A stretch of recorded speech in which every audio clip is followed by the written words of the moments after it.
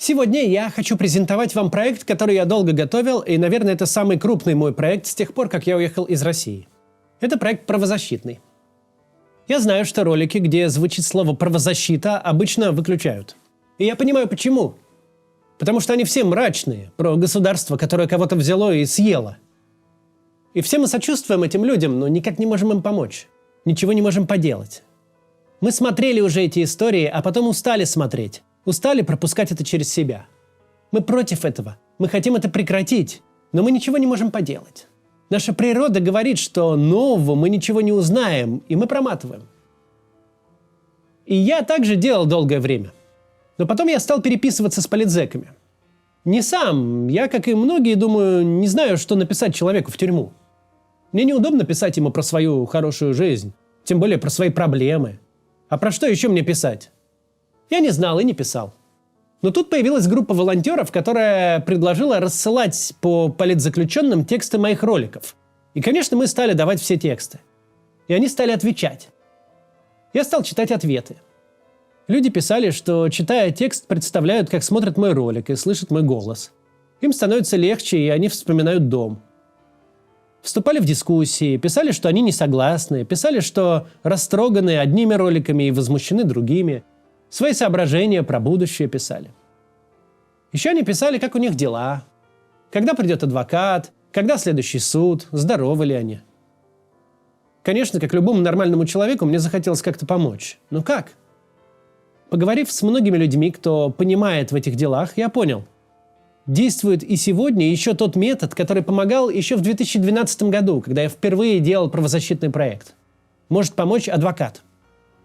Банальный, простой российский адвокат. Может быть, просто даже коммерческий адвокат. Который знаком с тем, как работает система, знает практику, понимает в документах. Который не пропускает сроки, который не побежит орать в Твиттер про дело, который не политический активист и не имеет таких амбиций. Который ведет обычные дела, но готов брать и такие. Который наладит отношения со следователем и прокурором. Который сделает все, чтобы вытащить подзащитного так, как это возможно сегодня. Да, оправдательных проговоров не бывает. Но бывает много чего другого. Позже я скажу о примерах, чего может добиться адвокат в сегодняшней свирепой путинской России и чего бывает, когда адвоката нет. Но сейчас о сути проекта. Более чем у половины известных на данный момент политических заключенных нет адвоката, они без защиты. Я нашел адвокатов во всех крупных городах страны, во всех региональных центрах, наладил с ними связь и хочу их соединить со всеми людьми, на кого в России открыто политическое уголовное дело. Чтобы каждый был с защитой. Да, адвокат сможет помочь не всегда. Да, не бывает оправдательных приговоров. Но иногда адвокат может помочь. И нам нужно сделать так, чтобы адвокат был у всех. В описании к этому ролику ссылка на мою юридическую приемную. Сайт и ник в Телеграме, куда можно написать. Если у вас есть политическое уголовное дело или его собираются на вас открыть, по ссылке напишите нам, и у вас будет адвокат.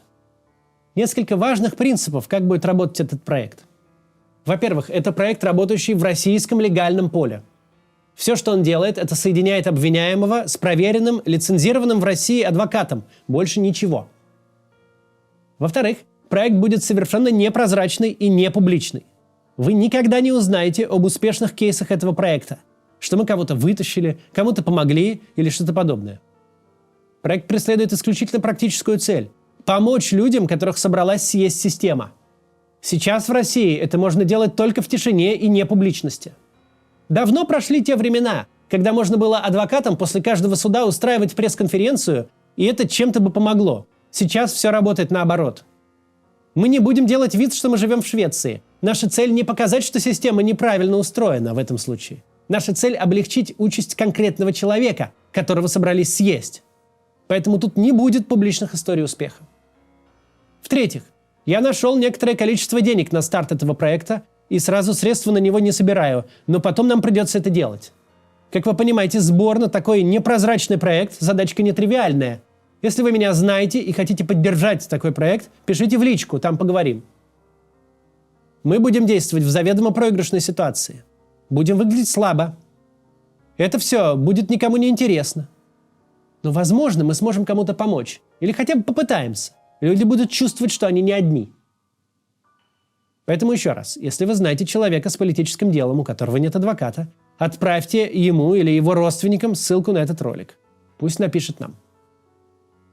Знаю, что многие на этом месте скажут: какие адвокаты? Какой проект в легальном российском поле? Ты вообще о чем? Там диктатура. Убивают кого хотят и сажают кого хотят. Зачем тратить на это ресурсы? Так вот, во-первых, даже если бы было так, а у нас была бы возможность хотя бы, чтобы с человеком, которого система решила съесть, просто кто-то посидел рядом на время суда, чтобы посадить рядом с ним адвоката, который хотя бы пытался бы что-то объяснить суду, даже без шансов на успех все равно стоило бы это делать. Но в сегодняшней России ситуация совсем не такая. Абсолютное большинство репрессий в сегодняшней России не адресные, а бюрократические. Большинство репрессий у нас идет по бумажке, по процедуре, по УПК. Человека не просто запрятывают в тюрьму, это целый длинный процесс, где следователи пишут десятки томов дела, суды неделями заседают и их слушают. И да, если речь об известном политике, то все предрешено. Но в 90% случаев это совсем не так. Районный полицейский просто открыл дело, чтобы получить палку. Районный прокурор вообще не рад, что к нему пришло такое дело. А районный судья вообще не понимает, почему он должен кого-то надолго посадить за какой-то случайный комментарий. И да, если им придет приказ такого-то посадить на 10 лет, посадят и глазом не моргнут. Но когда приказа нет, а таких случаев большинство, они очень часто совсем не кровожадны и хотят просто как-то все это дело провернуть, чтобы им не влетело. И тут адвокат может очень сильно помочь, очень много чего может сделать. Нет, он не будет писать в Твиттер, что всех их надо люстрировать после падения режима. Он наладит отношения, поговорит, поймет, что могут, а что не могут с той стороны. Продумает стратегию, по которой можно избежать для человека тюрьмы. Вот лишь несколько примеров из последнего времени, когда адвокатам удалось сильно помочь людям, которые уже были в пасти системы. Известен случай, когда обвинение хотело посадить парня на 7 лет за пост. Но благодаря грамотной работе адвоката человек вместо 7 лет колонии получил штраф в несколько сотен тысяч рублей. Это было в прошлом году. Или вот еще одно дело, похожее, в крупном городе. Хотели дать 6 лет. В итоге, по результатам защиты, человек отделался штрафом в 350 тысяч рублей. Несколько лет заключения, которое могло бы убить здоровье этих людей, было заменено штрафом. Это бывает не всегда. Иногда адвокат ничего не может сделать. Но иногда может. Кого-то можно или вытащить, или ему помочь. Стоит пытаться. Вот еще примеры. Обвинение в финансировании ФБК. Человек, благодаря адвокату, отделался штрафом. Или вот, антивоенный пост. Вместо 5 лет лишения свободы 5 лет принудительных работ. А это намного более мягкое наказание, которое довольно быстро заменяется на проживание у себя дома, а потом вообще отменяется. Все эти примеры из конкретных дел за прошлый год. И они, кстати, не из Москвы, не из Санкт-Петербурга. В регионах тоже есть прекрасные адвокаты, в том числе и на территории Республики Дагестан, например. Вот еще одно дело. Парень написал антивоенный пост в Фейсбуке, ему вменили оправдание терроризма и заключили под стражу. Он связался с адвокатом, и тому удалось не только заменить заключение на штраф, но и скостить 500 тысяч штрафа до нескольких тысяч рублей всего. Потому что ведь парень уже сидел, пока ждал решения, а согласно решению суда сидеть был не должен. И потому получил штраф на меньшую сумму, причем на порядок меньшую. Зачли как бы. Вот дело из другого города, с полумиллионным населением. Многодетному отцу за репост видео вменили антивоенное высказывание. Тот судился 2 года, и в итоге районный суд прекратил уголовное дело в связи с истечением сроков давности. Если что, срок давности для преступления небольшой тяжести – это как раз те самые 2 года после совершения. Грамотный адвокат может иногда затянуть дело, и тогда ни срока, ни даже штрафа не будет. То же самое произошло в суде города с населением немногим больше 200 тысяч человек. Женщину приговорили к штрафу в несколько сотен тысяч рублей, но в связи с истечением сроков давности штраф этот был отменен, снят.